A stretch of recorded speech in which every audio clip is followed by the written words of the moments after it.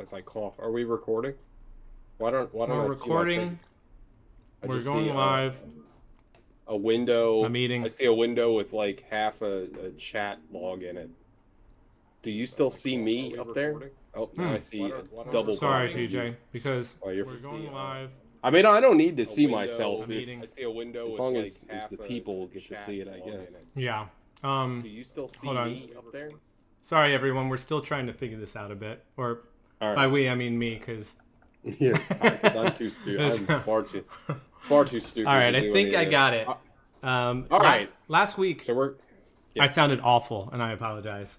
you sounded bad. I didn't. Oh yeah, sound because I was bad. using it was hooked up to the audio for the webcam, and I didn't Oh. realize that it wasn't coming through the. I hate that. The other mic. That should I have to figure Yeah. that. That's why I use the NVIDIA thing because at least then I know exactly where it's going. And You where can be it's our coming tech out guy or IT guy. of. God help us all. All right. Anyway, let's go. Hey everybody, it's the Dead Air Horror Review Show.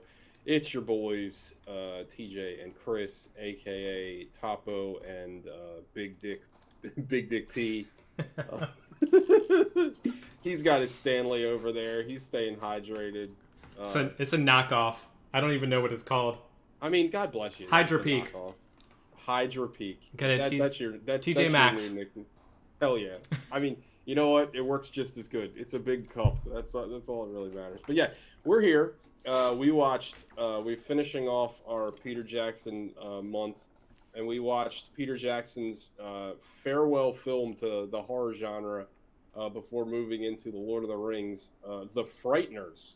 A movie that I shockingly have never seen, but have it's been in my orbit for, God, I don't know, ever since it came out. It's a movie that I've heard people talk about for years and years and years. I've always heard it's very good. I don't have it because I couldn't find it, but I did a commission of Jeffrey Combs's character once. And I remember the person that commissioned it's like, you've never seen the movie? I was like, no. We'll get into it Because a you little were later. busy. But You didn't have the time to watch. Jeffrey Combs is right up there with like Bruce Campbell as guys that are really fucking good and should have been much huger stars. They were, great character actors that just never kind of made it to like the mainstream, but he's great in this movie.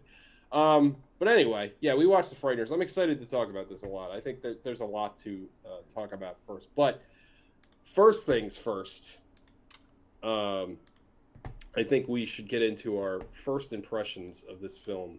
Yes. And the first thing that I noticed about this film is this terrible ass poster that's in the middle of us. Hold on, the middle.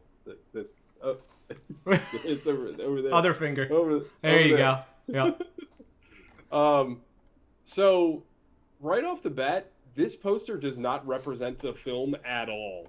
Like, at all. I couldn't think of a Can I interrupt real quick? We got a countdown clock, so we don't keep people around too long listening to us yammer on. So let me start this up. All right, we got 30 minutes to get through this. And I have an internal countdown clock because I ate a lot of Taco Bell for lunch. So I will know the show's about done when I'm about to shit my pants. Why is Taco Bell so expensive now? I just went there the other day and it was like $8 for burrito supreme. It's insane. Thank you.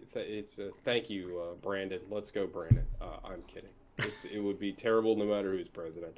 But anyway, this poster.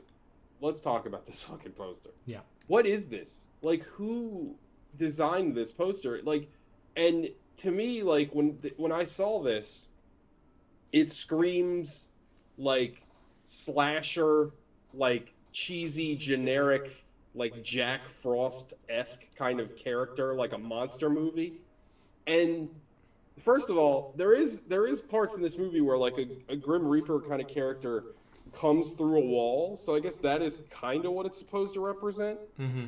But it doesn't at all. Like, it does not work. No. And it like doesn't market the movie at all. You can't tell whether this is supposed to be, I mean, looks like a horror movie, yes. Yeah. But like you said, this could be any scary character in any scary. I don't even know. You didn't even see Death's face in the movie. No, not at all. There was like a carpet man and a wall man, all entities that were like kind of pushing through different parts of like fabrics, and that was kind of an odd choice, but yeah, and some of the CGI in this movie is like it has not aged well. Like I think I mean as we'll get to that. That's like a whole yeah. But yeah, I don't know what they were thinking with this poster. I mean, like, and it's funny because a movie like this, I feel like, has so many memorable characters. Like, this would be good as like a classic, like a Drew Struzan type poster, the guy that's made like Blade Runner and Indiana Jones and like these classic posters. But they're almost like comic book covers, right? Like I picture in my mind like hand painted or hand drawn and all the characters. You got Michael J. Fox. You got Jeffrey. Yeah, why wouldn't they at least put Michael J. Fox? He was still a star.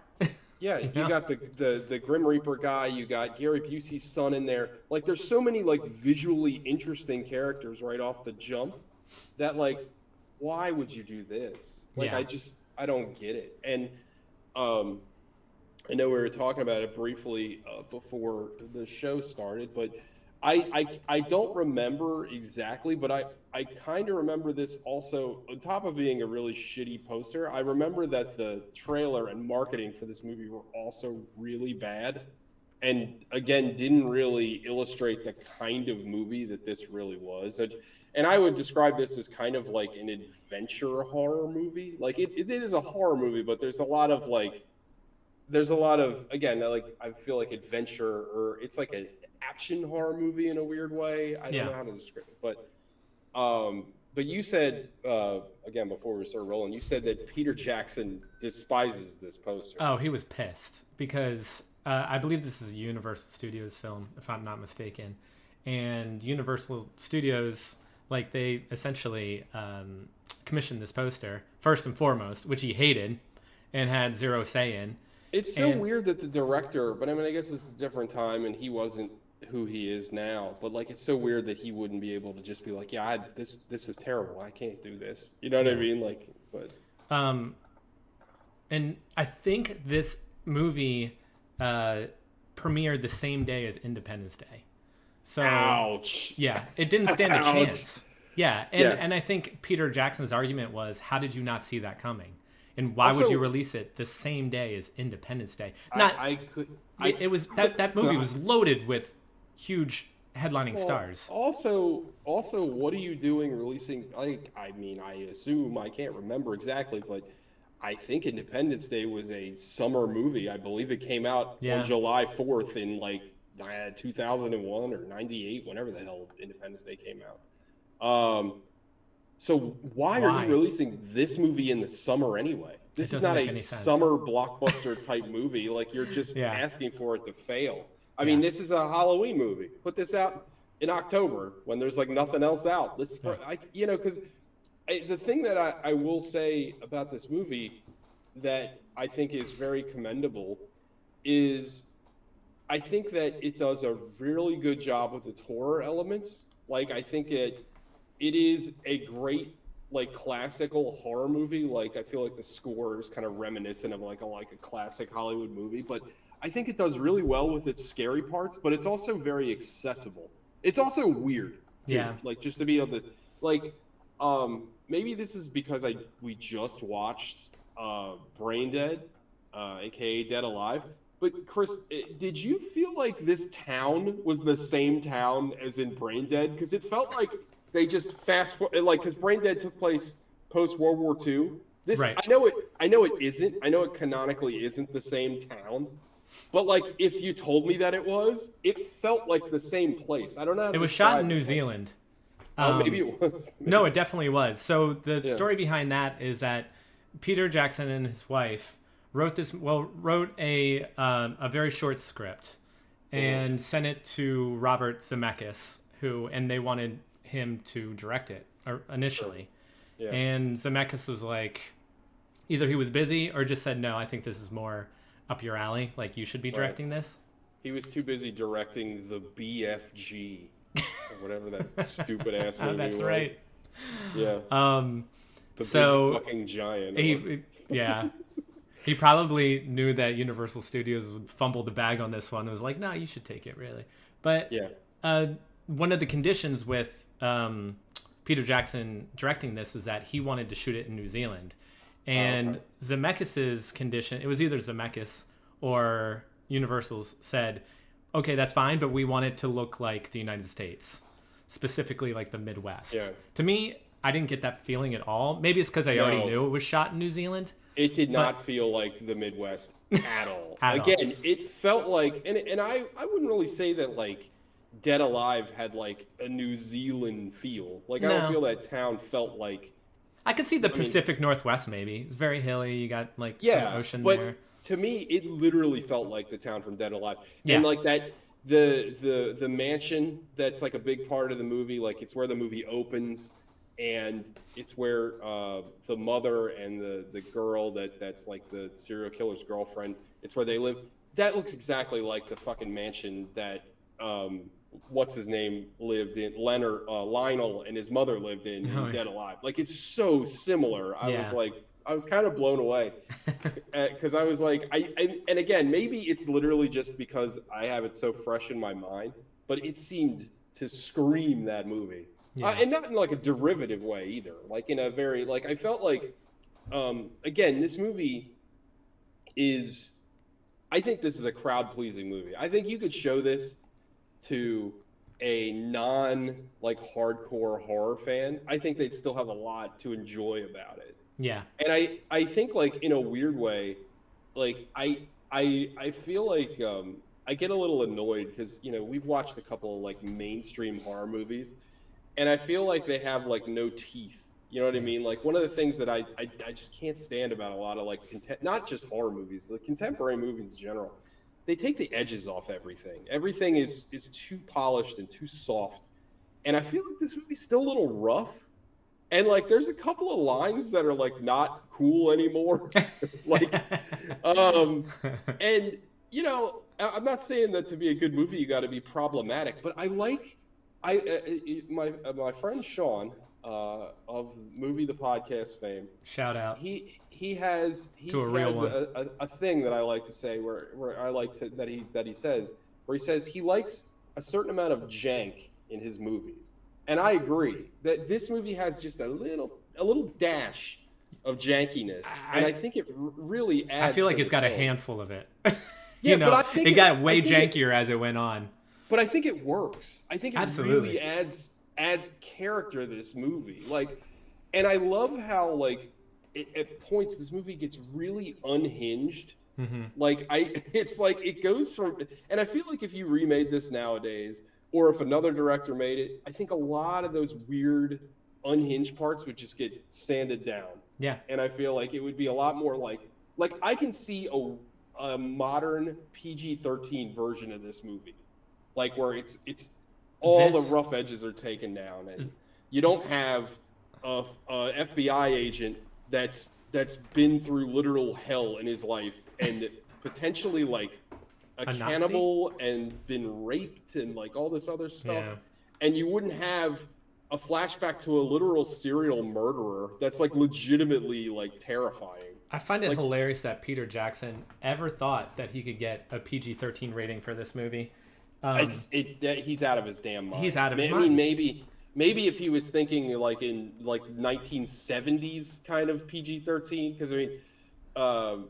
Like Jaws is PG-13, which I think is kind of hilarious. Like I think most people agree. But sorry, it's fine. I literally your dick fell off. That happens to me all the time. I ate a peanut butter and jelly sandwich right before this. Yes. And as TJ noted before, like a 7-year-old meal for a grown man for dinner. Yes. And I must have been paying attention to you and not what I was eating, and got jelly all over the floor. Stepped in it, tracked it all over, rolled in it. Anyway, sorry, I'm very distracted right now. I apologize. It's the true horror. I cede my time. The jelly all over your floor. But carry on. Sorry. No, I mean, I just think that there's so many just interesting choices in this film. I feel like a broken record because I feel like when I like a movie, it always comes down to like the choices that the movie made, and I feel like this movie is just Peter Jackson just being his, like, maybe not his most Peter Jackson-y as we've seen. Polished Peter Jackson. Yes, that's a good way to put it. It's refined Peter Jackson. You know, the edges are sanded down. He's got more. Well, he had way more money to work with. And you can tell. I mean, it looks good. And unfortunately, the money also led to, again, the goofy CGI. But also, you got to remember, this was at a point in time. This is where, nice. I like that. You like that? This is at a time where every movie felt like they needed to use a lot of CGI. I feel like that was just part of filmmaking, especially then. Like, if you remember, Lord of the Rings was kind of revolutionary because its lack of CGI. Like, he went out of his way to not use CGI. And I don't know this. Like, I'm just speculating. I wouldn't be surprised if his experiences with this movie in CGI led to him souring on it so much in Lord of the Rings. Yeah. Because it really takes you out of the movie. Now, we got some scenage up here. Now, the ghost effect, that's not CGI. That's a classic, like, movie technique. And that looks great. Like, that's like an old school movie technique with makeup, and basically they just shoot it from the back and light it differently. It looks great. And I love the ghosts in this movie. I thought the ghosts looked wonderful. But I don't know if do you have any of the one specifically, and I should have told you before we started, where Gary Busey is like leaking down that grave, or Gary, what's his name? Yes. What's his Jake Busey. Jake Busey. Yes. Also, Jake Busey's teeth. That should have just been the thing that's busting through on the poster, because that's all I could look at through this whole movie. That family, teeth. I mean, they are all He has got the craziest teeth I've ever seen. I mean, they're beautiful teeth, but they're like, it's like a pterodactyl's teeth. I don't even know. Like, it's terrifying. Oh, this part is really good. When Michael J. Fox is just like tearing through death with like 2 AK-47s. Yeah, I love Ghost that. AK-47s. I love the rules of this movie, that like the death and the other, like, the specters, like, they can only be hurt by like ghost bullets. Ghost weaponry. I mean, it makes sense ridiculous. If you think about it. I mean, I love it, but it's like completely like that. I mean, that looks awful. I thought this scene looked really good, especially the way that they were able to make it. You'll see in just a moment how it just kind of drips down the tombstone. Yeah, I mean, that is practical. Like, that's like a practical goopy mask. Like, that's still probably practical. But then I also kind of love this, where he's this, like, yikes. That's pretty freaky. You know, that would give a little kid nightmares. I mean, it's freaky, but I just don't think it looks particularly good. Really? And it stands out. Like, to me, I don't know. I just don't. Yeah. It doesn't. Like, I like it. I almost wish that they did like it practically somehow. Like it's just.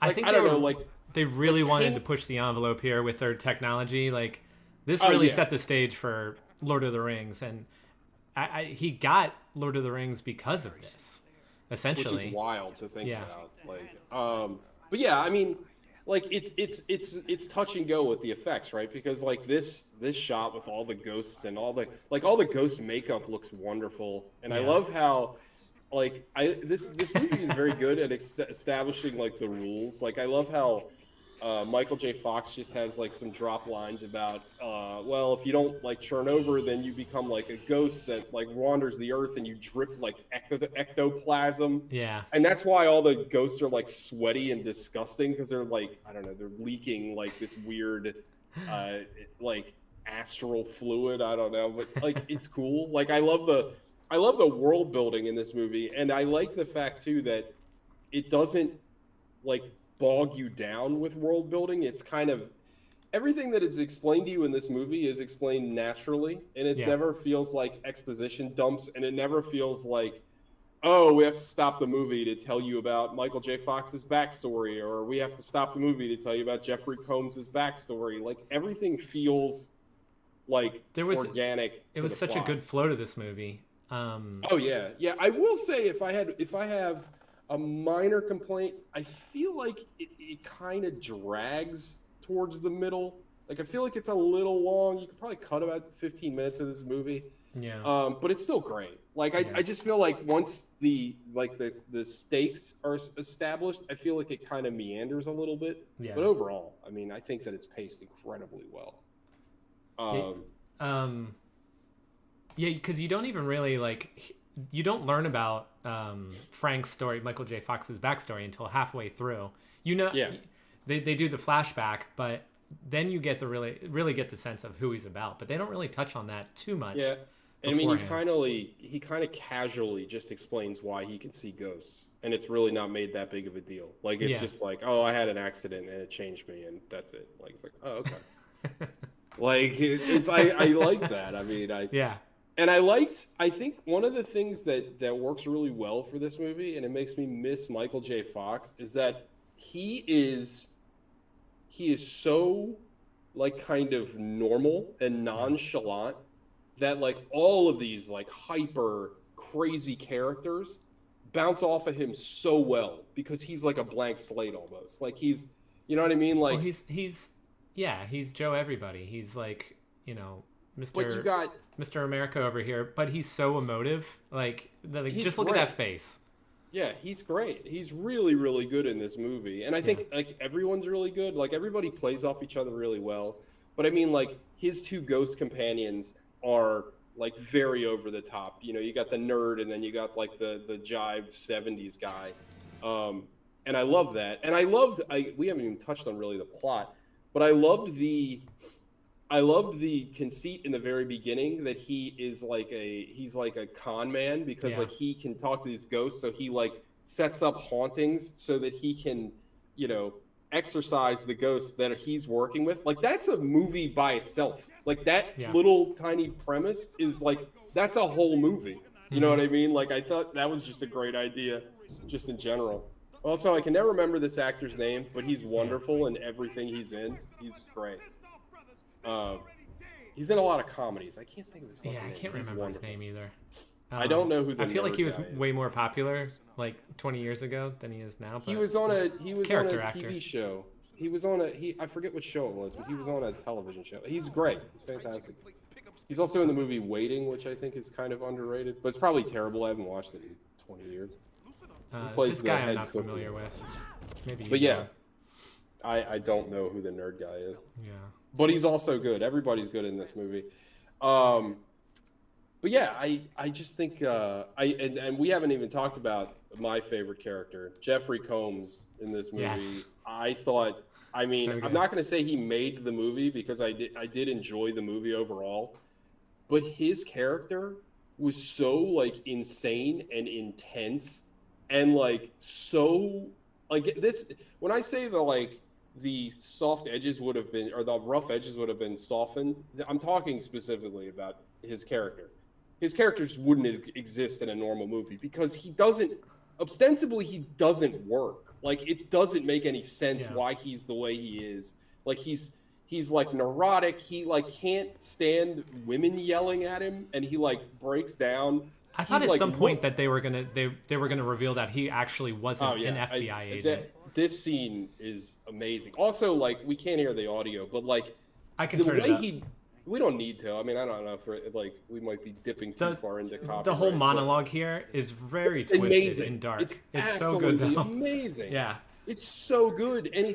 And like again, what he's talking about in this monologue isn't like fun and light. He's literally talking about how he's been like a FBI in or FBI or CIA like a mole cultist, in all these different like cults and shit. Yeah.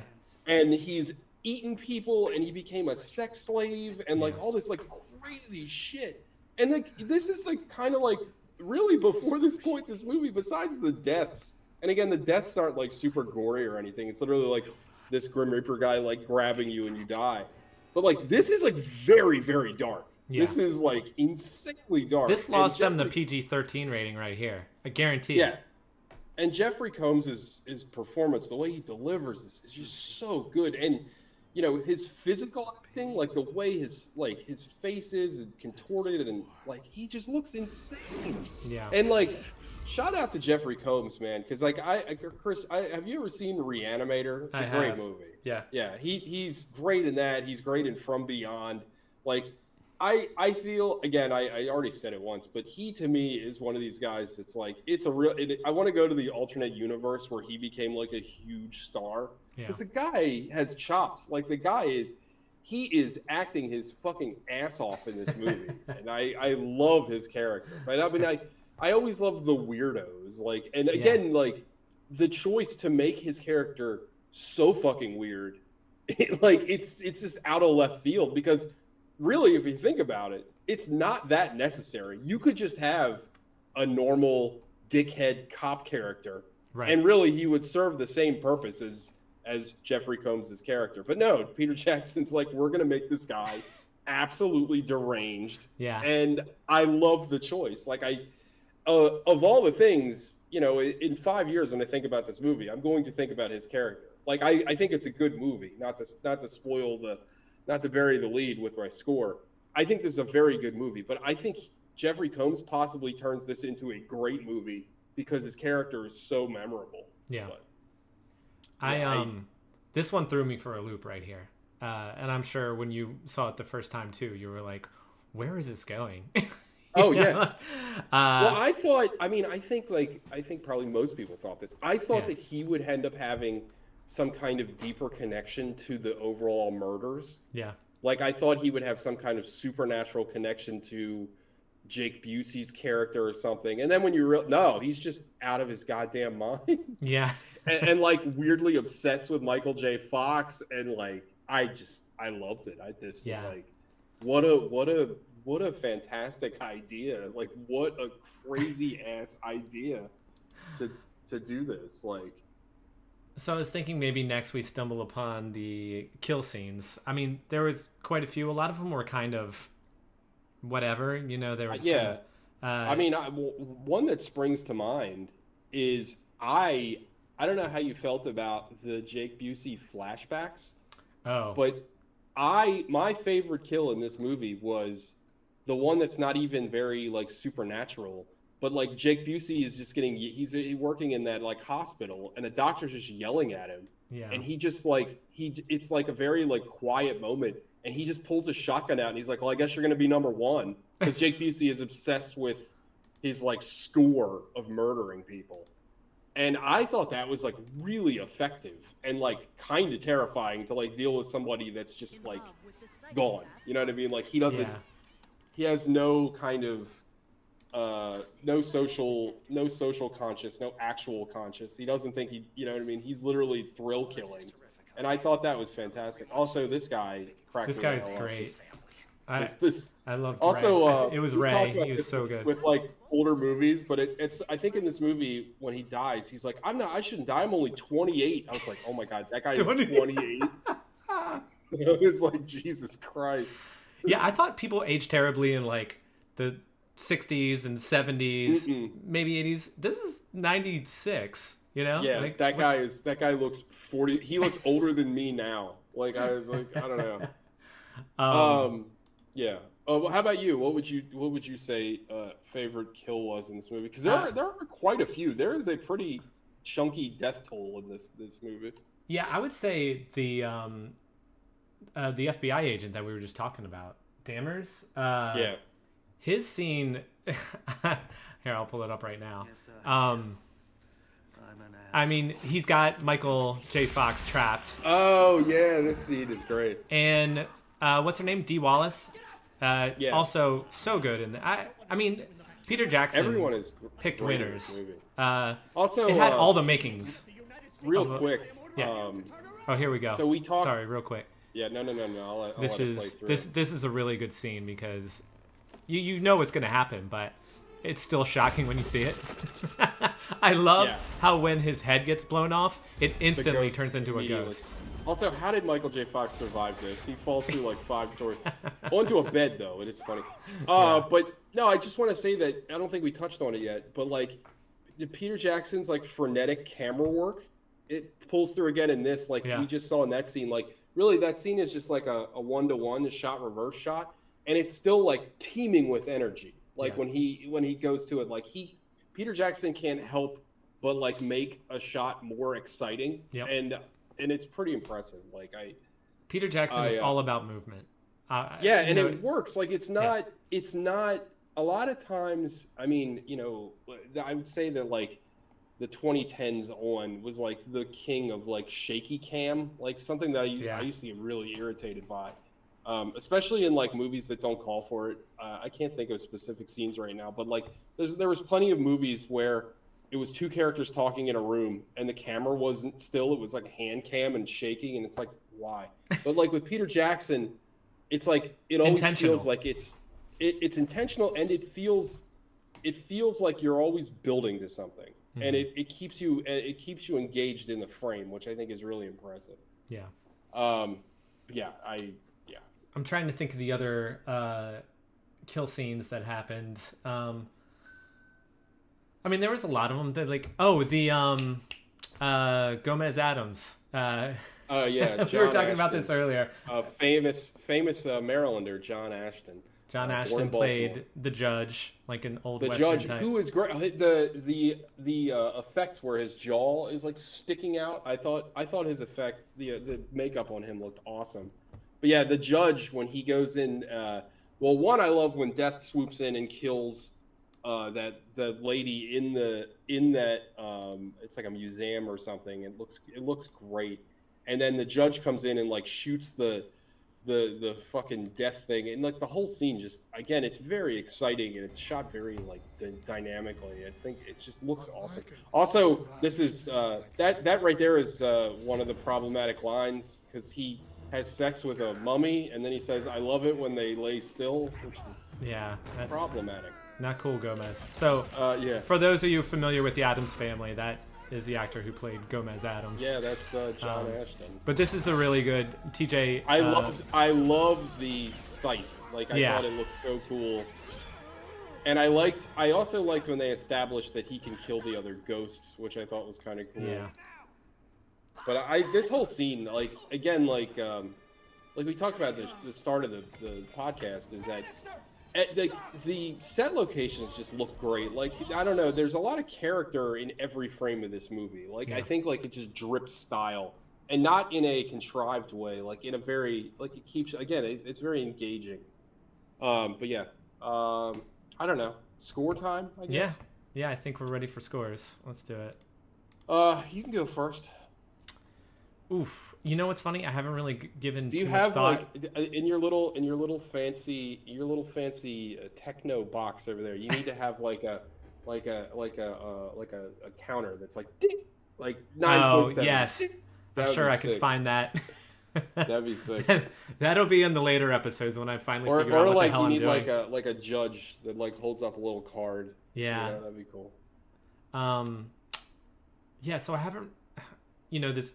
A lot of what we do on this show is based on what the scores we give it at the end. You need to if you're worried about it in relation to your other scores, like that you've given on the show and like in the last couple of weeks, do what I do. Forget about everything that you ever record as soon as you're done recording it, and just only wait till people bring up, well, you said this about this movie. Oh, I did. I don't know. I hope people don't remember. I'm banking on everyone's. I certainly don't remember anything. That everyone else's memory is as terrible as mine. I would give this a 7.8. I really liked it. There was a lot to love about this movie. Like you said, there was some moments where it kind of dragged a little bit. But all in all, I really enjoyed it. I wouldn't say I loved it, and I don't think it's the best horror that he's done. My taste, my tastes are more like in the 80s, campy practical effects type stuff. Yeah. But for what this is, it's an incredible movie that should have gotten way more love than it has. So, yeah, 7.8. What about you? Yeah. I'm going to just give this an 8.1. I really enjoyed this movie a lot, and I'm about to sneeze. Hold up. It's okay. Oh, God. Oh, that was... Sorry, my nose is killing me. We barely caught it. But anyway, I love this movie. I thought this was great, and I have spent most of this podcast shitting on what I would consider mainstream horror movies, because I find them derivative and not fun to watch. But like if they were like this, yeah, I would probably love them. Like to me, this is a movie that it does something that's very difficult that neither one of the previous two films that we watched did. Because I love Brain Dead and I love Bad Taste, but they are not movies that you can just pop on to anybody. That's like true. You couldn't put those movies on in the afternoon for your parents, and they'd be like, "What the fuck? What kind of weird ass bullshit is this?" Yeah, now it's this acquired movie, taste is what people would say. I think. Yeah. Now this movie, it manages to be very creative, to be weird, to be super fucking weird, but to still have a lot of accessibility and a lot of like normies will like this movie because, and I think a lot of it has to do with its plot. Its plot's pretty simple to follow. Michael J. Fox is very likable, has a very easy charisma about him, and I think that while it is weird, it doesn't lean so hard into the weirdness that it's going to turn people away. And I think it just gives you just enough of it. Like, and things like the ghosts are funny, and like this cracked me up right here. The chicken is hilarious. Yeah, with the light behind it is the funny part. Like, also, this actress is like super cute. I don't know her. I can't remember. I've never seen her in anything else. I looked her up after this. She was in a few things, but yeah, she is like she's like a mini Driver, Julia Louis-Dreyfus like hybrid. Like she looks very similar to those two actresses, but she's very cute. She's very good in this movie. Yeah. And I'm an asshole for not remembering her name. And I will take that. But yeah, I love this movie, dude. I think this movie is great. I can't believe it took me so long to watch it. I am going to see if there's like a nice like boutique Blu-ray. Like I wonder if like Shout Factory or one of those companies have put out like a nice collected Blu-ray of this, because I would like to watch this again. I really, really enjoyed it. Yeah. And I was kind of surprised because again, I usually, and it's because I'm, a weirdo. I usually, when I hear like mainstream, I'm like, yeah. And this is not that, and I really liked it. Now, is it my favorite of the three that we watched? No, I don't think so. I think Dead Alive is the clear favorite. That's a perfect segue for my next question. What are your feelings about how Peter Jackson January went? Oh, I think it went great. I mean, I thought all three of the movies were super entertaining. It's nice. You know, I've debated this a long time, doing a lot of podcasting. I used to have a feeling that, and we might have talked about this before, but again, I don't remember anything that I record. I used to have a feeling that it wasn't interesting to listen to somebody like something. I used to think that the only thing that people were interested in is that people wanted to hear was that when people hated on things, that people's misery and hatred were the only things that are interesting. But I don't know. I mean, I will say, doing that, only watching bad movies, it wears on you, and it gets to the point where you're like, I don't even like movies anymore. Yeah. And I will say, like, a month like this, and again, because two of the three of these movies tie directly to my youth and my formative years of becoming a film nerd, I really enjoyed this month. I thought it was great, and it's fun to go back and watch this stuff, and in this movie's case, something I've never seen before. So yeah, I think it's great success. Yeah.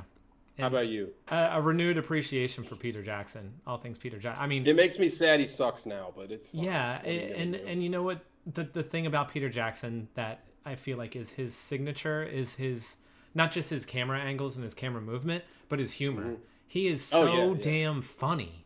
And it doesn't come across in his later films, and that's a damn shame, because everything up to this point, and including this, is so funny and quirky in his own ways, and it like shines through. Even on those like dark, heavy parts, he's able to insert a little bit of humor in there to like add some levity, and I love it.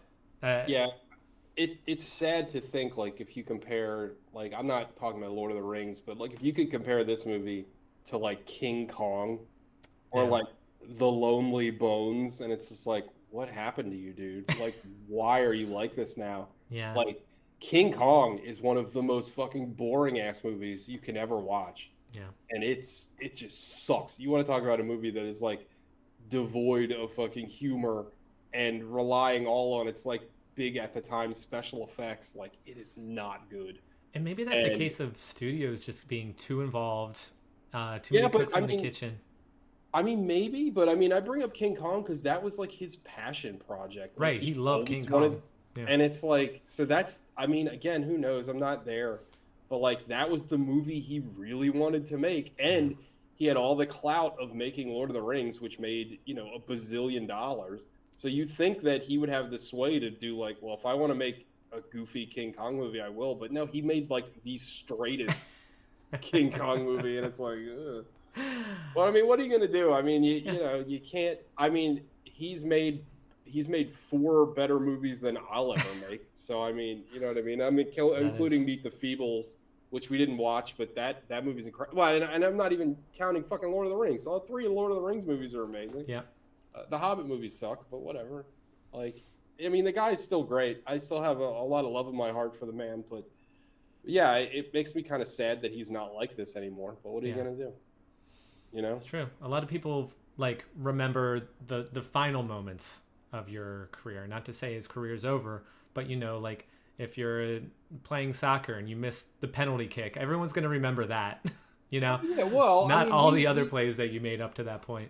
I mean, I think we talked about it in the first week of this month where we said that, and it's true, to a lot of mainstream people, they don't even know him as a horror director. Right. Like, this is so long ago. And, I mean, something that I have to keep in perspective a lot of times being a fucking elder millennial movie nerd is that, like, you know, The Frighteners is ancient to a young person. You know what I mean? Yeah. Like, I do appreciate nowadays the Zoomers and the kids. I feel like they don't have the stigma because I think it's directly because of streaming. I don't feel like they have the stigma of watching older movies like maybe we did as kids. Like, it's like, ew, an old movie, like, ew, I don't want to watch that. Or maybe it's just because modern movies suck so bad. Yeah. So, but I feel like they're way more open to watching old movies. But again, it as a piece of like cultural reference, this movie is 1 billion years old. And same with and Dead Alive and Brain Dead are even older. So it's kind of wild to me. Like, you're right though, in you're saying like Peter Jackson is not going to be remembered for these movies. Like, I mean, he will in certain circles, but like by and large, he's going to when you know, hopefully it's a very long time from now. But when his obituary is read and when they talk about him on the news when he dies, it's going to be Lord of the Rings Peter Jackson. It's not going to be The Frighteners Peter Jackson. You know what I mean? Like, They're not even going to mention this stuff in his bio. So it's kind of sad. Yeah. Anyway, we'll be sure to mention it. Speaking of disappointment, let's talk about the movie we're going to watch next week. All right, just say it. It's hot on the TikToks, and you know, like, we both agreed that this is probably not really our kind of movie. Maybe but it'll be good. Maybe you know what? We're going to give it a chance. We are watching Night Swim, and by the way, right on cue. Look at this guy. By the way, if this movie does not have the song Night Swimming by REM in it, I'm gonna fucking pee my pants.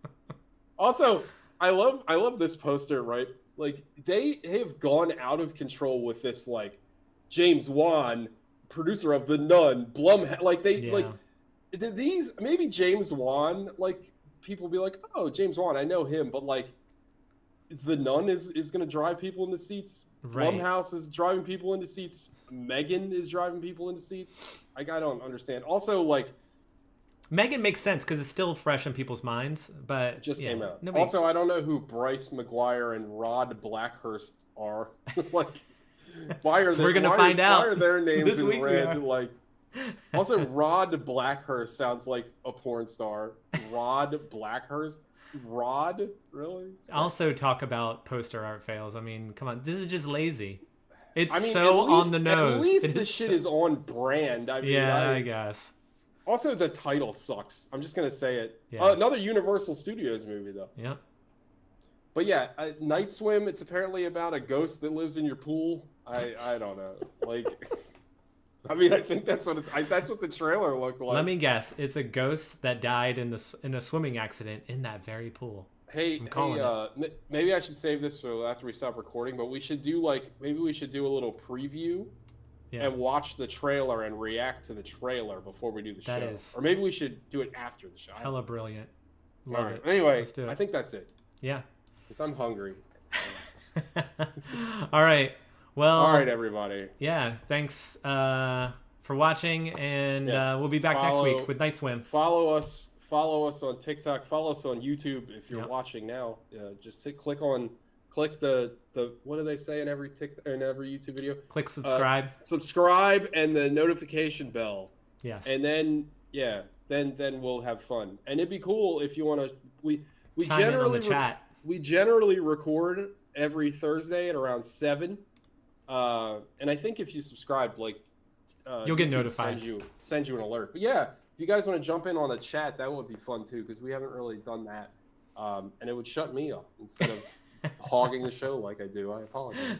All right, TJ, it's been good. Yeah, and next week won't be. So remember minutes ago I said my theory about people only want to hear people being miserable. Yeah. Well, next week we'll put my theory to the test. I don't know, but maybe it'll be great. Who knows? That's when this will come in very handy. We'll stick to the 30-minute mark for that one. Yeah. All right, everybody. Thank you.